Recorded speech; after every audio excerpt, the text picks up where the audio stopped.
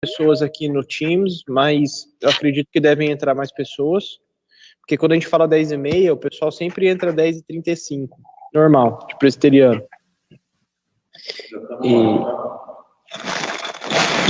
Pode. E a gente vai ter bastante gente, ou a gente espera que tenha gente na live aqui com a gente no Facebook. Então, deixa eu dar uma olhada aqui.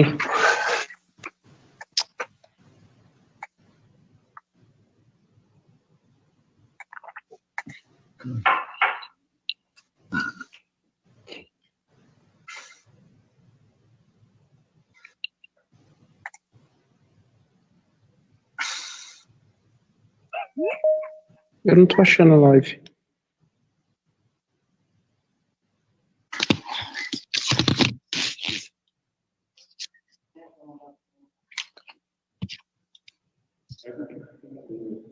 A minha... Oi? Olha, eu não vi o link ainda. Pessoal, bom dia, tudo bem? Vocês que estão nos assistindo pelo Facebook. Em instantes a gente já vai começar, tá joia?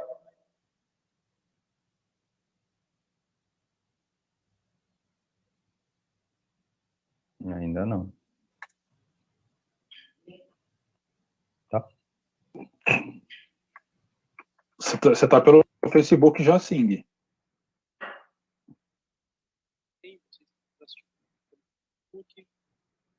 Antes a gente já vai começar, joia?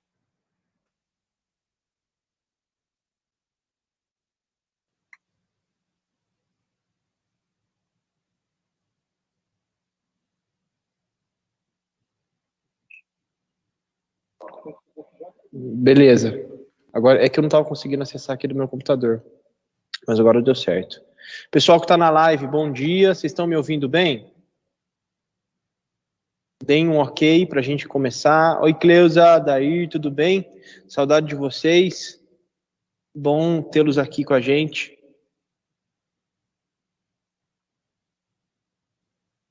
Beleza. É que eu não estava conseguindo acessar aqui no meu computador, mas agora deu certo. Tranquilo. Pessoal, a gente vai, então, iniciar a nossa aula. Eu conversei com o Thiago essa semana, a gente acabou definindo quase que no final da semana, por isso que a gente acabou soltando a arte e as definições de como seria aí meio que em cima da hora, mas aqueles que já nos conhecem, sabem que eu e o Thiago, a gente tem uma certa afinidade, a gente caminha junto há um bom tempo, e vai ser um privilégio, Ti, compartilhar com você desse tempo de EBD e poder rever aí, mesmo que de forma remota, o pessoal que está nos assistindo, Eliude, Maiara, a Raquel, e mais o pessoal aqui de IPJC, que tem nos acompanhado.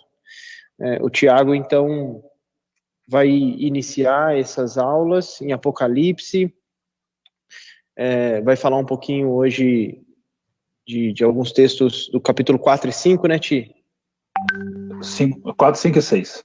4, 5 e 6, e a gente vai tentar, então, não só estudar Apocalipse ou escatologia, mas tentar também entender um pouquinho os nossos dias numa perspectiva de uma teologia saudável.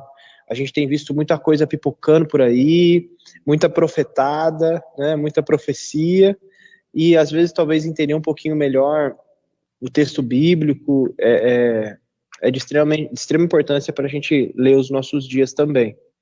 Então, sem mais, eu queria orar e passar a palavra para quem entende do assunto.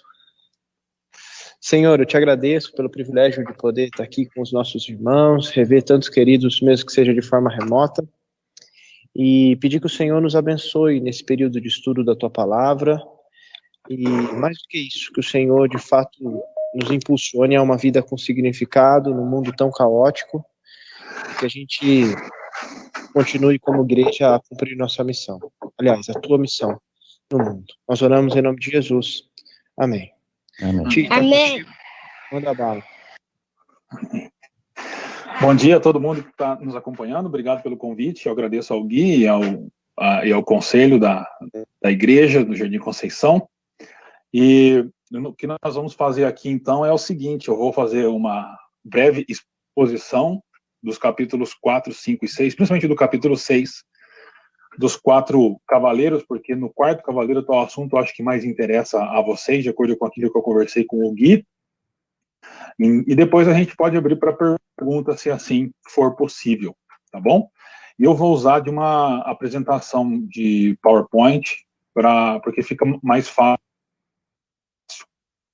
a gente trabalhar, então.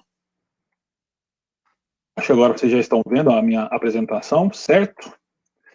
Se não estiverem, me dê um toque aí.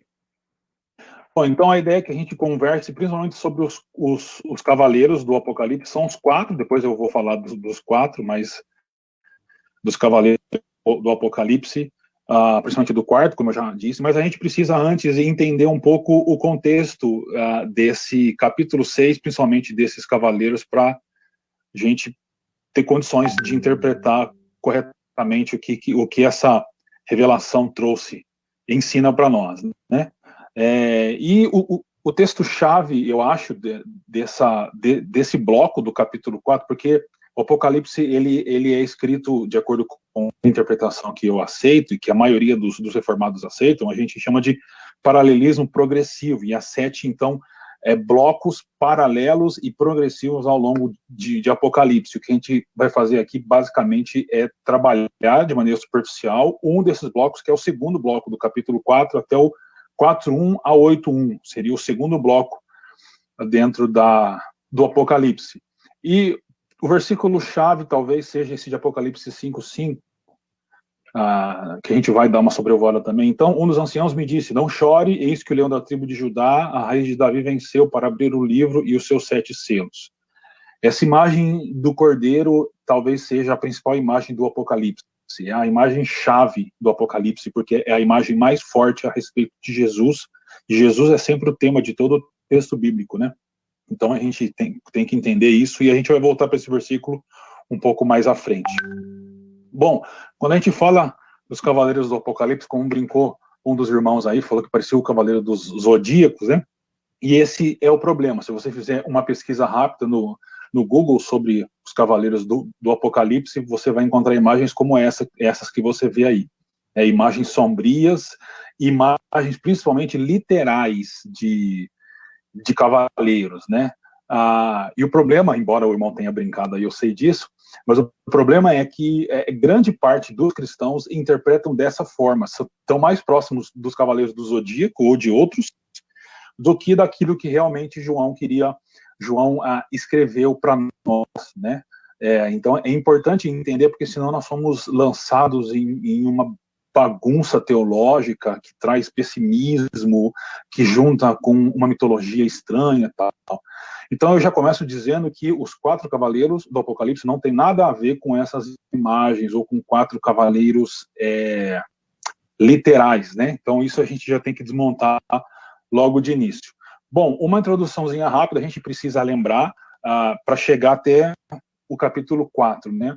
No capítulo 1 a gente tem a introdução do livro de Apocalipse, do versículo 1 ao 8, ali João se apresenta e diz quem está enviando essa revelação à igreja, ou às igrejas, e basicamente a gente pode dizer que é uma revelação trinitária, né? Porque é o Pai, o Filho e o Espírito que estão enviando essas revelações por meio de João, por meio de um anjo de João para as igrejas, né? Dos versículos 9 a 20 do capítulo 1, a gente tem a visão de um Jesus glorificado, e aqui é interessante porque o Apocalipse vai, conforme ele vai progressivamente andando, mas ele já apresenta logo de início uma visão diferente, uma perspectiva diferente do Jesus do Novo Testamento, por exemplo, dos evangelhos. Não é um outro Jesus, mas o Jesus dos evangelhos é o Jesus que sofreu na cruz, que morreu. O do Apocalipse é esse Jesus que sofreu na cruz e morreu, mas agora ele é o Jesus glorificado e que vai voltar, né? É importante lembrar disso. E nos capítulos 2 e 3 a gente tem o primeiro bloco, por assim dizer, de Apocalipse, que são as cartas às 7 igrejas do Apocalipse. Por que é importante a gente entender isso, principalmente os capítulos 2 e 3? Porque ele está falando das igrejas, e ali 2 igrejas só estão bem, as outras 5 não estão bem, mas todas elas têm desafios a cumprir, todas elas estão diante de grandes desafios diante de si nas cidades em que elas vivem. Algumas precisam se manter fiéis, algumas precisam abandonar práticas erradas, abandonar compromissos errados, que esse é o grande problema em Apocalipse, você fazer compromissos que põem em jogo a fidelidade a Cristo, né, ao Evangelho. Então, o capítulo 4 vai abrir esse segundo bloco, vai abrir dizendo para as igrejas por que elas devem realmente obedecer ao que foi dito a elas, né, e qual é o fundamento para isso. Basicamente é isso que vai dizer. Então, já entrando no segundo bloco do Apocalipse, capítulo 4, a gente tem a visão do trono primeiro, né? De novo, são muitos detalhes, eu não estou pregando esses textos, eu estou dando uma sobrevoada neles para a gente chegar no capítulo 6, tá? O trono, então, o versículo talvez principal seja o 2, que diz: imediatamente me vi tomado pelo Espírito, e diante de mim estava um trono no céu, e nele estava assentado alguém. Ou seja, o trono é a imagem do governo, da soberania, né? E João, então, é lançado ao céu, e ele vê que, de fato, no trono, não só no trono de Roma, ou no trono de algum lugar, mas no trono da criação toda, tem alguém assentado, e esse alguém não é o imperador romano. Esse é o ponto. Então, lembra o que eu falei das igrejas lá. Bom, esse trono tem como pano de fundo Ezequiel capítulo 1 e Isaías capítulo 6, que são textos que são escritos e surgem em meio a crises. Ezequiel é um texto já do cativeiro, né? Isaías é um texto de uma crise terrível por causa da morte do rei Uzias. Tem alguém assentado no trono, e é interessante que no capítulo 4 não há a descrição desse alguém, provavelmente é para não quebrar o segundo mandamento de ter uma imagem de Deus, né? Assim, por assim dizer. E quem está diante do trono? A igreja está diante do trono, porque existem 24 tronos e 24 anciãos. 24 é a soma simples de 12 mais 12. 12 seriam as 12 tribos do Antigo Testamento e os 12 apóstolos que formam o Israel de Deus, né? O povo de Deus, ou seja, a igreja está diante do trono de Deus, diante do governo de Deus. O Espírito Santo, que diz os 7 espíritos ali, né? Espírito, 7 espíritos, né? Tá no plural, mas isso não importa, isso significa o Espírito Santo, não há dúvida, porque há uma questão muito complexa aqui, que volta lá para Zacarias, também para Ezequiel, mas basicamente quando fala de 7 espíritos, é o Espírito Santo que está diante do trono também, junto com a igreja. E é interessante que debaixo do trono tem um mar de vidro, e o mar, a água, em toda a escritura tem um simbolismo muito forte a respeito dos inimigos de Deus, né? Começa lá em Gênesis 1, quando o Espírito está sobre as águas, né? E as águas, a ideia é que as águas estão bravas e o Espírito paira sobre elas. Depois vem no Êxodo, quando Deus abre o Mar Vermelho para Israel. Ao longo do Antigo Testamento também, Jesus quando acalma uma tempestade, porque a ideia de mar é sempre a ideia de inimigo. É por isso que a primeira besta, no capítulo 3, vem do mar. E quando fala que tem um mar de vidro como de cristal, a ideia é que os inimigos estão colocados debaixo do trono de Deus e estão dominados, eles estão rendidos. Isso para os cristãos daquelas igrejas que ouviram faz muito sentido para eles, porque saber que os inimigos estão debaixo do controle de Deus, estão dominados sob o controle de Deus, mesmo que eles estejam ainda enfrentando morte, isso faz muito sentido. Então, os inimigos estão sob o trono de Deus, né?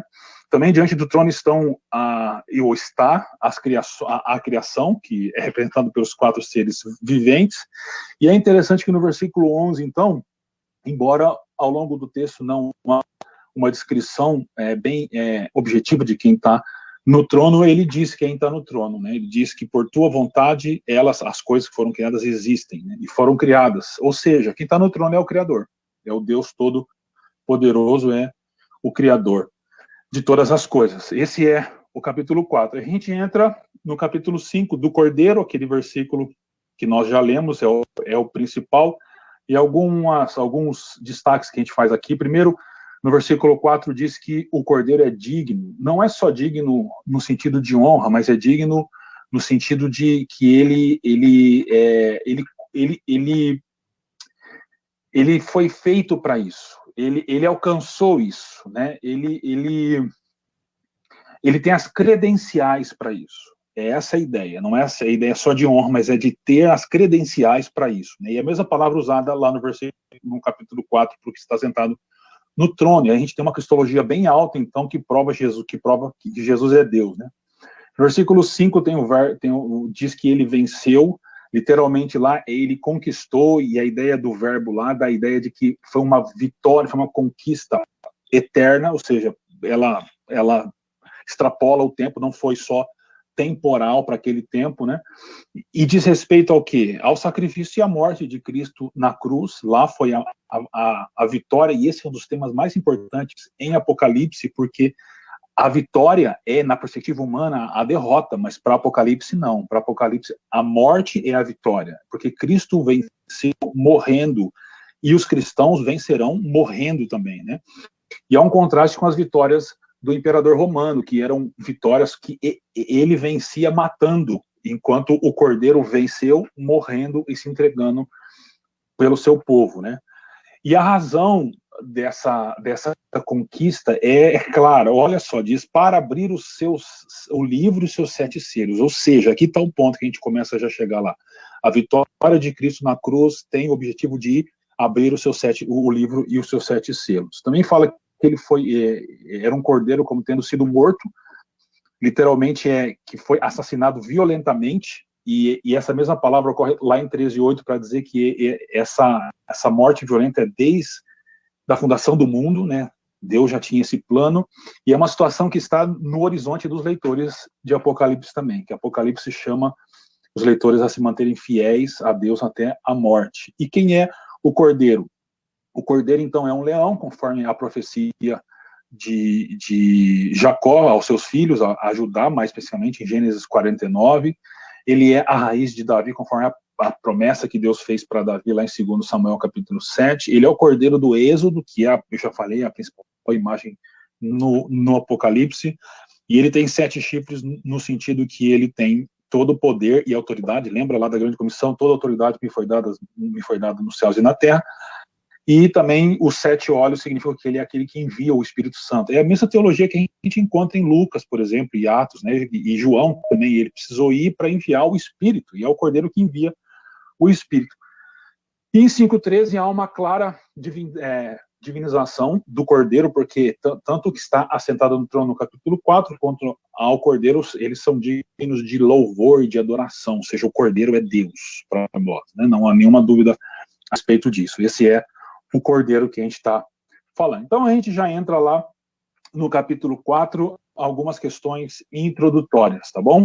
A primeira, a abertura dos selos significa a continuação da história de acordo com os propósitos divinos. E claro que haveria muita coisa para falar sobre essa questão dos selos, mas basicamente é isso. Abrir os selos é que os propósitos divinos, eles continuem a ser executados, né? E aqui é muito importante a gente já começar a se preparar para o desafio que isso vai trazer. Os propósitos divinos não são necessariamente o que nós gostaríamos que fosse, né? Então, o capítulo 6 vai apresentar o resultado das aberturas dos selos. Como eu já falei para vocês, o Cordeiro morreu para abrir esses selos, então esses selos são abertos simplesmente, entre aspas, pelo fato de que Cristo morreu na cruz para ter autoridade, para ser digno, né, para ter as credenciais para isso. Ninguém poderia fazer, como a gente vê lá, lembrar de João 5, que Apocalipse 5, né, João ficou chorando porque não existia ninguém para abrir, mas o Cordeiro poderia.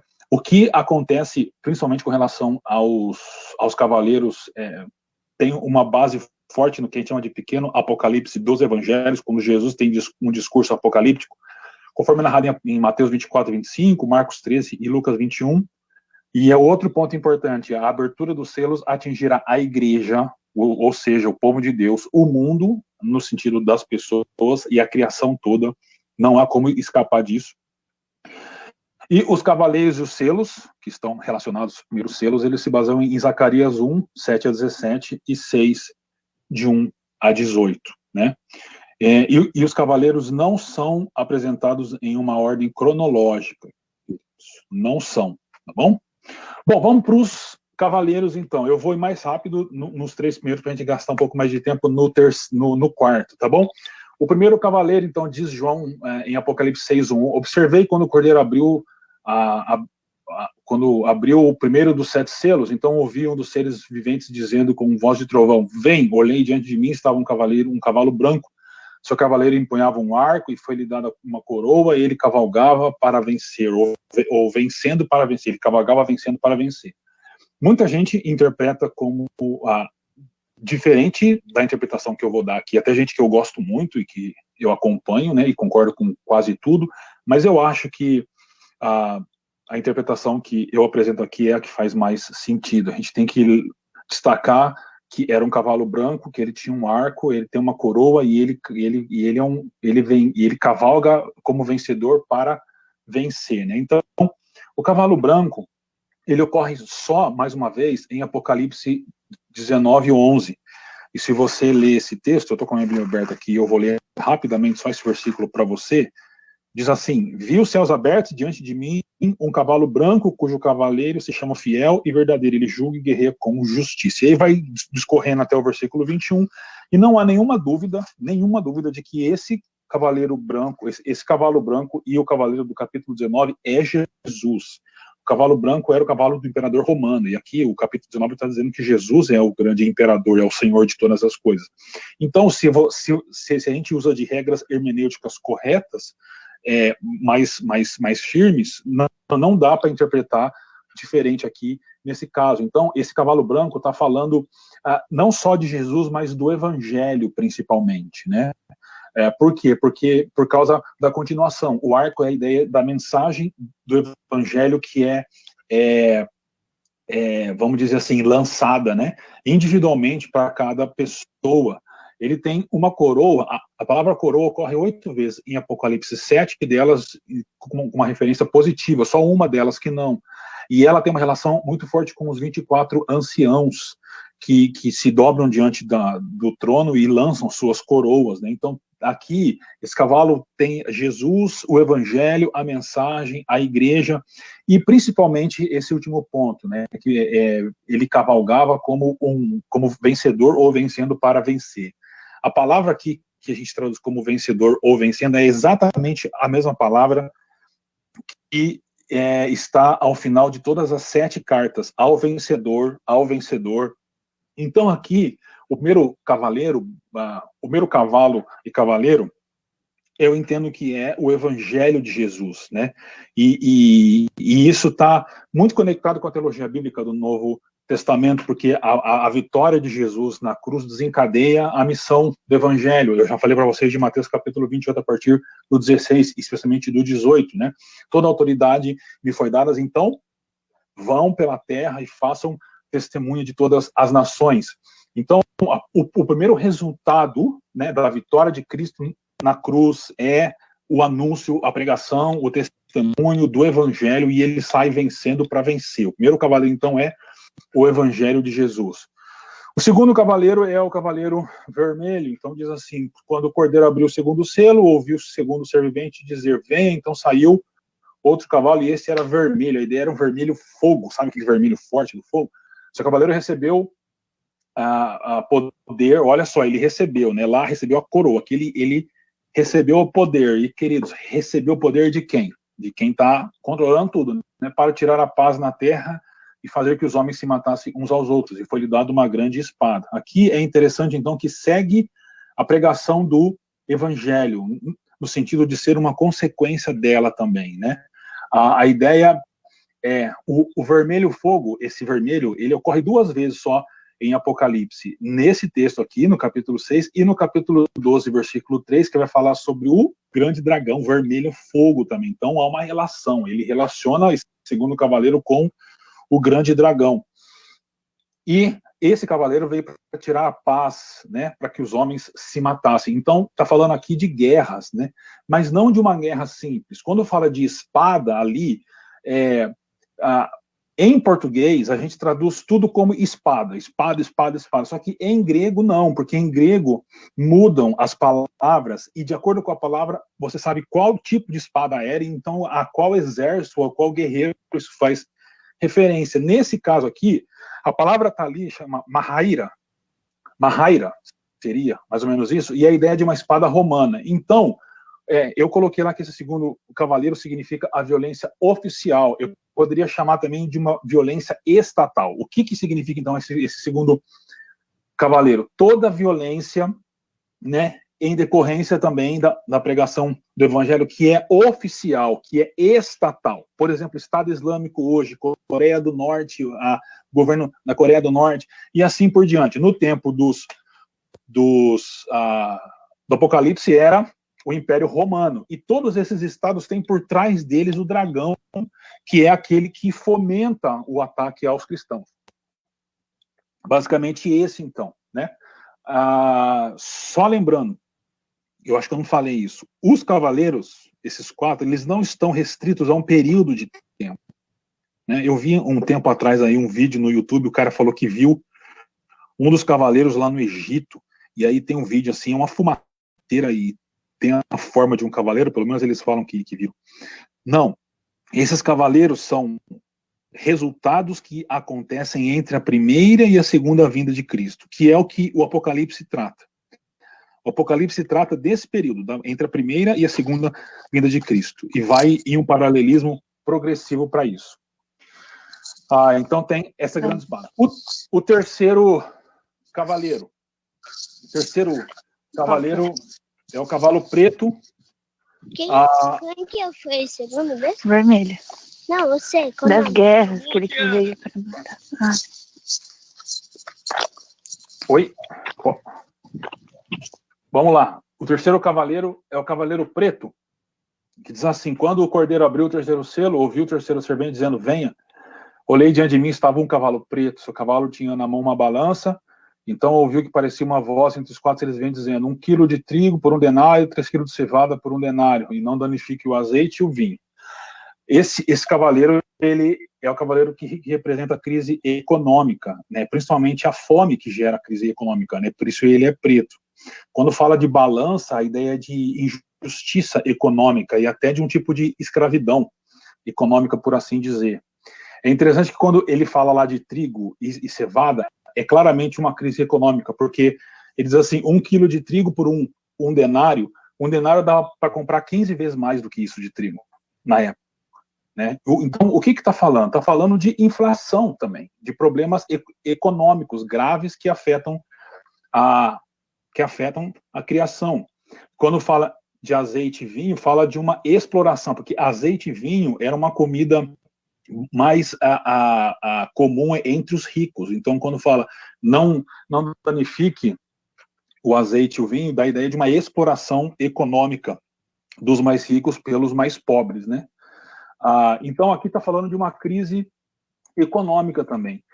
E se você parar para pensar, tudo que a gente viu até agora, principalmente os dois, o segundo e o terceiro, são realidades comuns, queridos. Essas realidades nunca deixaram de ser uma verdade entre nós, né? Guerras oficiais, por assim dizer, né? E crises econômicas também. Então agora a gente chega no quarto cavaleiro, que é o cavaleiro da mortandade, que eu chamo. Quando o cordeiro abriu o quarto selo, ouvi a voz do quarto serpente dizer: venha, olhei, diante de mim estava um cavalo amarelo. Seu cavaleiro chamava-se Morte, e o Hades o seguia de perto. Foi-lhes dado poder sobre 1/4 da terra para matar pela espada, pela fome, por pragas e por meio de animais selvagens. Então, é importante lembrar que esse é o quarto cavaleiro, e esse número 4 está sempre relacionado à criação como um todo em Apocalipse, né? Então, de novo, ele reforça de que esses são efeitos que vão atingir todo mundo, a todos. O cavalo amarelo, a ideia é um amarelo cloro, né? Que seria o mais conhecido como a cor da morte. Não sei se alguém já chegou a ver um corpo já morto, uma pessoa morta já tem um pouco de tempo assim, o corpo vai ficando meio amarelado. E quando fala de morte e Hades, algumas traduções interpretam Hades como inferno, mas eu acho que já está forçando, porque aí o Hades não tem a ideia de inferno, mas tem a ideia de mundo dos mortos, ou seja, o seu cavaleiro é aquele que vai trazer a morte, e o Hades o segue, no sentido de que o cavaleiro vai matando, figurativamente falando, né? E o mundo dos mortos vai recolhendo aqueles que morrem. Então é a ideia da mortandade de maneira muito, muito forte, né?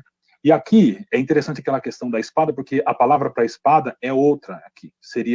Aqui seria ronfaia, ou seja, é uma espada diferente e por isso significa uma violência generalizada. Nós, brasileiros, sabemos o que é isso, né? É a morte por causa da violência de assalto, de roubo, acidente de trânsito e assim por diante, né? Também esse cavaleiro é aquele que traz fome, mas de novo, é uma fome diferente daquela lá das crises econômicas. São fomes por questões naturais, por exemplo, na própria Bíblia, no tempo de Elias, você tem fome por causa de seca e assim por diante. E aqui está o ponto, queridos. É por pragas.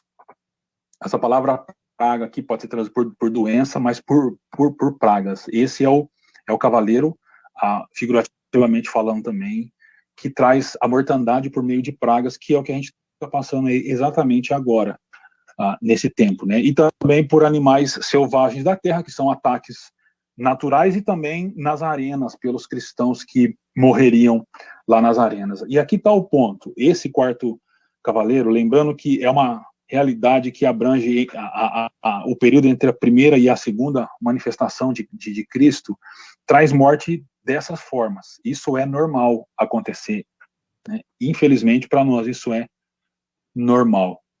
E aqui está a razão pela qual a gente está passando uma pandemia. Só que você tem que lembrar que a gente começou falando que esse capítulo 6 começa ele está relacionado ao capítulo 5, que está relacionado ao capítulo 4. O que significa? No capítulo 4, o Criador está no trono. No capítulo 5, o governo foi passado para o Cordeiro. E no capítulo 6 é o Cordeiro abrindo os selos. Resumindo, significa que tudo isso que nós vimos está debaixo do controle de Cristo. Por mais estranho, às vezes, que pareça para nós cristãos hoje, muitos, não, talvez não nós aqui, mas muitos cristãos aí que se dizem seguidores de Jesus, acham que o mundo vai ser maravilha, a gente vai voar no céu de brigadeiro o tempo todo, e porque Deus está no controle, significa que tudo vai dar certo. Não é isso que a Bíblia ensina, não é isso que Apocalipse ensina para nós. Ensina que as coisas vão acontecer debaixo do controle de Jesus, e que elas necessariamente não serão do jeito que nós gostaríamos, mas aí que está o desafio para maturidade. Aí que está o grande desafio que a Bíblia faz para nós e Apocalipse faz para nós, né? E aqui está um desafio posto para nós hoje. Olhando pelo cenário que nós estamos vivendo, como conciliar a soberania do Cordeiro com a Covid-19? Só amadurecendo e crescendo na fé, entendendo que a vontade de Deus está se cumprindo, e nós cremos nisso pela fé, e nós entendermos e reagirmos a isso com maturidade. Maturidade. Esse é o ponto. E aí, eu já indo para o encerramento, eu trago um trecho de um livro do John Piper, que foi lançado agora, e você pode baixar gratuitamente esse livro. Ele fala sobre o coronavírus e Cristo, e ele diz assim, sim, até os seus próprios filhos, ou aí está falando dos filhos de Deus, aqueles a quem ele predestinou para a adoção, redimiu pelo sangue do seu Filho e designou para a vida eterna, até mesmo nós sofremos e morremos por causa do juízo de Deus na queda. Não o juízo por causa do pecado, mas o juízo por causa da queda, no sentido de que a criação quebrou, né? A criação quebrou, então nós temos doenças, violência, essas coisas. Então ele continua, cristãos são atingidos por tsunamis, cristãos são contaminados pelo coronavírus. A diferença para os cristãos é que a nossa experiência com essa corrupção não é condenatória. A dor para nós é purificadora, não punitiva. Nós morremos de doenças e desastres como todo ser humano. Mas para aqueles que estão em Cristo, o aguilhão da morte foi removido. Bom, para terminar, o quinto selo vai falar sobre a perseguição aos cristãos, o que é normal também durante esse tempo. Anormal é nós não sermos perseguidos, que é o que a gente passa hoje no Brasil, na maioria das vezes. O sexto selo vai falar sobre o grande dia do Senhor, que é a volta de Jesus Cristo, né? Sempre o sexto selo, sexta trombeta, tal, sexto é sempre falando da volta de Cristo. E no capítulo 7 vai falar sobre a igreja de Jesus Cristo, né? A igreja do Senhor. E tem uma questão muito importante aqui que eu quero destacar. Lá em 6,17 diz assim, Pois chegou o grande dia da ira deles. Quem poderá suportar? Literalmente, é quem poderá ficar de pé, ou seja, diante da ira e do grande julgamento do Cordeiro, né, e também daquele que está assentado no trono. Quem poderá ficar de pé? E lá no 7:9 diz assim: depois olhei e diante de mim estava uma grande multidão que ninguém podia contar, de todas as nações, tribos, povos e línguas, em pé, diante do trono e do Cordeiro. Ou seja, quem pode ficar em pé? A igreja. Por quê? Porque ela não é julgada. Por quê? Porque Cristo morreu na cruz. E aí, no capítulo 7, a gente tem uma imagem, talvez, da igreja militante na terra, né, e da igreja triunfante no céu, mas não tem nenhuma questão de 144 mil como 144 mil literal, mas esse pode ser um assunto para uma outra vez. Diante disso, os desafios que nós temos são esses. Queridos, crer e viver entendendo que tudo está sob o controle do Cordeiro. Por quê? Porque ele conquistou esse controle ao morrer e ressuscitar, entendeu? Nós precisamos, então, nos arrepender de entrarmos em desespero por causa do coronavírus, em desespero por causa dessas questões econômicas. Se você for um daqueles que correu para o mercado e encheu sua casa achando que ia faltar comida, é hora de arrependimento. E de amadurecimento também, de viver entendendo que a vontade de Deus é expressa na Escritura e não está atrelada às minhas vontades. Eu preciso ser maduro para entender isso e se viver dessa forma. E o terceiro, então, é ter esperança, não por causa do governo A, por causa do governo B, por causa da vacina, por causa do isolamento, do não isolamento, tal, mas porque o Cordeiro está soberano sobre todas as coisas e governando, e isso deve ser a base do meu testemunho para as pessoas hoje. Eu preciso testemunhar que eu confio no Cordeiro, e eu preciso testemunhar com a minha boca, mas principalmente com a minha vida e o jeito que eu vivo. Tá bom? Deus abençoe vocês. Passei um pouquinho, é isso aí. Gui, tá contigo. Tio, eu acho que não precisa se preocupar em relação ao tempo, mas eu queria abrir um pouco para as perguntas. Eu acho que se alguém tiver alguma pergunta, tanto aqui no Teams ou na live do Facebook, pode perguntar sem problema nenhum. A gente tem aí alguns minutinhos ainda. E a gente já conversou um pouco sobre Apocalipse, sobre algumas questões, a gente até já chegou a pregar junto em relação a Apocalipse, e a gente sabe que, de fato, a grande, talvez, palavra que resume Apocalipse sempre é a esperança. Mas como ficou muito claro na exposição que talvez aquilo que está descrito nas Escrituras traz à tona sempre o governo soberano de Jesus, e as leituras figuradas, digamos assim, que são feitas, ou que são trazidas no livro de Apocalipse, tem que ser lido com muito cuidado. Porque eu assisti um vídeo, e eu não vou divulgá-lo, porque não que eu vá falar mal do vídeo, mas traz uma leitura diferente. Ele vem trazer uma leitura um tanto quanto literal do texto de Apocalipse, até falando dos selos e das trombetas de forma extremamente diferente, e é uma maneira diferente de ler Apocalipse, de maneira um tanto quanto literal, um tanto quanto cronológica até, que não faz muito sentido. Eu queria que você falasse assim, ou se só desse assim, talvez uma dica ou outra, como que o pessoal que está nos ouvindo, e algumas pessoas aqui da própria igreja do Jardim Conceição já chegaram a me perguntar, desse, por exemplo, uma dica ou outra para ler Apocalipse com um pouco mais de clareza. Você consegue, assim, de maneira simples, dar uma dica ou outra para o pessoal? Bom, eu falaria que é o seguinte: a gente precisa ler os textos bíblicos de acordo com o gênero desses textos. O que eu estou dizendo? Você não lê um salmo como você lê uma narrativa. No salmo, os montes batem palmas. Não significa que os montes têm mãos e batem palmas. Porque o salmo, por ser uma poesia, usa de linguagem poética, né? Uma narrativa, não. Então, quando você lê uma narrativa na Bíblia, você lê de maneira literal. Então, Jesus curou um cego. É uma narrativa. Jesus curou um cego. Deus abriu o mar vermelho. Deus abriu o mar vermelho. É uma narrativa. O Apocalipse traz dois gêneros, basicamente. Ele mesmo diz isso. Ele se chama de Apocalipse, ou seja, uma revelação, e ele também chama, e ele se autodenomina profecia, né? E a profecia, na grande maioria das vezes, e assim é com os profetas do Antigo Testamento, o gênero literário é poético. né? É poético. Então você tem que primeiro respeitar o gênero que Apocalipse traz. Então, quando ele fala dos 4 cavaleiros ou das bestas, da besta que vem do mar, da besta que vem da terra, ou da grande meretriz, tal, você precisa entender que ali é uma profecia apocalíptica, por assim dizer. Então você não pode ler literalmente, né?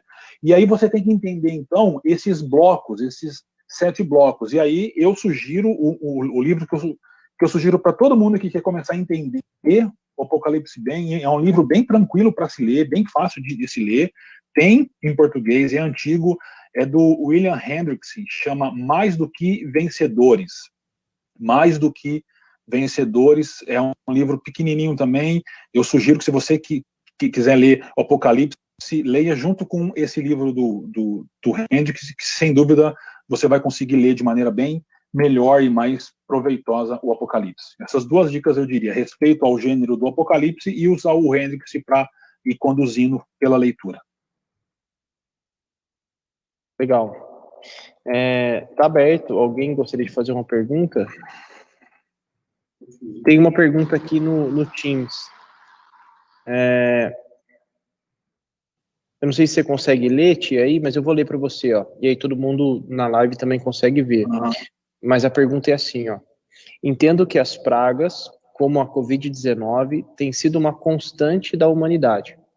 Passamos pela peste negra, gripe espanhola, malária, cólera, ebola, H1N1 e etc. Algumas pessoas, entretanto, por conta do isolamento, tendem a colocar o corona como algo pior, numa perspectiva de uma possível aproximação da volta de Cristo. Isso faz sentido? Digo, as pragas tendem a piorar conforme a volta de Cristo se aproxima? Bom, a resposta é não para as 2 perguntas, porque isso é uma constatação do que vai acontecer durante esse período.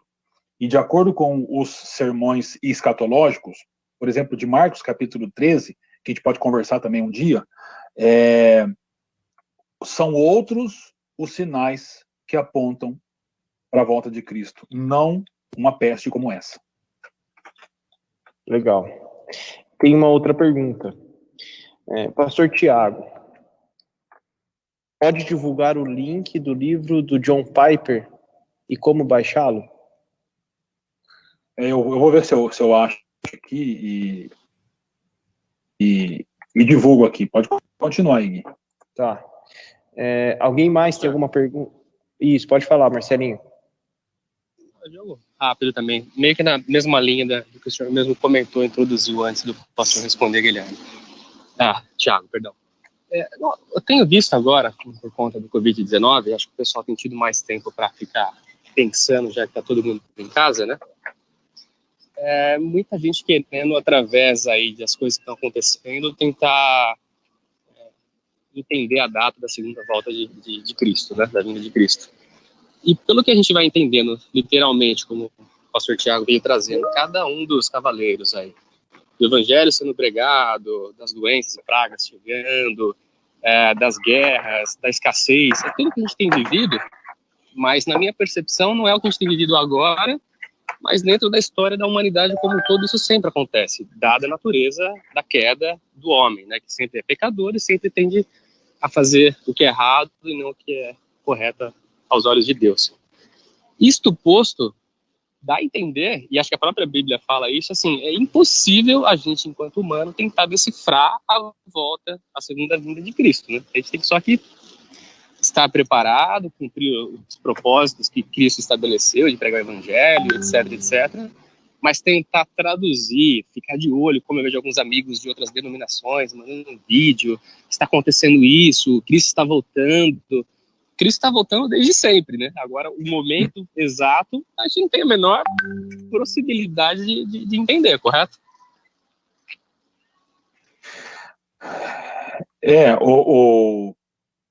O Apocalipse fala que Cristo está voltando, e a ideia do verbo lá é que é um processo que já começou realmente, mas não no sentido geográfico, né, que Cristo está no meio da estrada, por assim dizer, né, mas que a partir do momento que Cristo ascendeu aos céus, a ascensão de Cristo, que é uma das datas mais importantes para nós, O resultado disso foi como ele disse, por exemplo, lá em João capítulo 14, eu preciso ir para que o outro Consolador venha. E o outro Consolador veio, que é o Espírito Santo, lá no Pentecostes. E a descida do Espírito é a que marca a abertura dos últimos dias. Os últimos dias é uma expressão, principalmente que Paulo usa, não dá uma ideia de quantidade de dias, mas dá uma ideia do estado dos dias, né? Então, desde o momento que o Espírito foi derramado sobre a igreja lá em Pentecostes, conforme Atos capítulo 2, até o dia da volta de Cristo, que é aqui no sexto selo, na sexta trombeta e tal, esse período é chamado de os últimos dias. E então, desde que o Espírito veio, o processo do retorno de Cristo começou. Agora, quando ele foi perguntado sobre isso, ele foi muito claro, ele disse, eu não sei, claro, tem uma questão muito teológica aí, porque Cristo é Deus, né, mas a ideia de que ele não sabe, só o Pai, e que a gente não precisa ficar chutando possibilidades, né? Então, eu abri aqui de maneira bem rápida, lá no Sermão de Marcos, capítulo 13, de 1 a 37, ele fala sobre isso, e na era presente, que ele fala dos versículos 5 a 13, tem tudo isso, tem terremoto, fome, tentativa de engano, guerra, perseguição, ódio, que o evangelho vai sendo pregado, tudo isso, né? Eu posso ver se eu consigo compartilhar esse esboço aqui. Quando ele fala da volta dele, que ele fala no Marcos 13, de 14 a 23, aí ele fala sobre o abominável da desolação, que é um homem lá, que é baseado em Daniel 9, 27, segundo Tessalonicenses 2, 3, 4, uma tribulação no mundo todo, como não vista antes, sobre os cristãos. Aí ele está falando, esses são sinais realmente da volta de Cristo, não outros como, por exemplo, uma pandemia.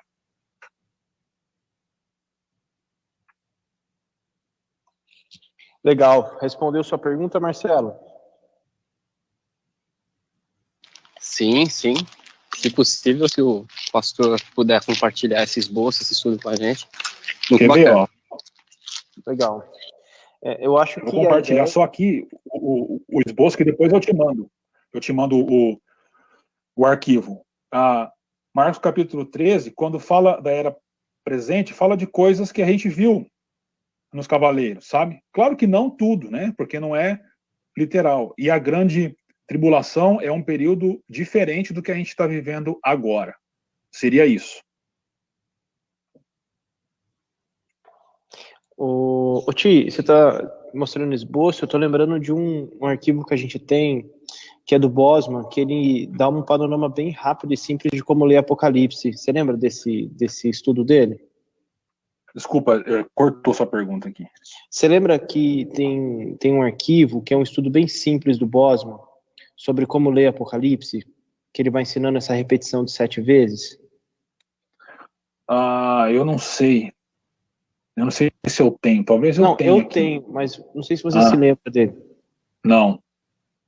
Tá, então antes até de compartilhar, eu vou compartilhar com vocês, se você achar pertinente a gente pode divulgar também e conduzir as pessoas numa leitura um pouco mais nesse ciclo de 7 vezes, né, a história se repetindo. Entendi.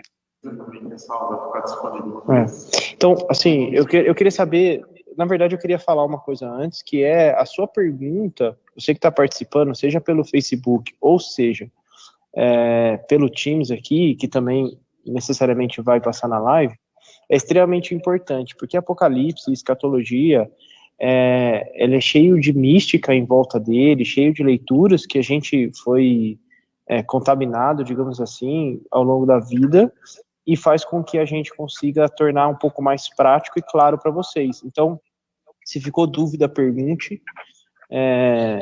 Agora é a hora, tá bom? Ô Gui, posso falar só um negocinho mais simples também? Falar, com vontade. Por exemplo, a tal da marca da besta, né, que talvez seja o ponto mais que o pessoal até gosta de ficar pensando num monte de coisa aí, né? Aí tem gente que fala que é um tal do chip que vai colocar debaixo da pele.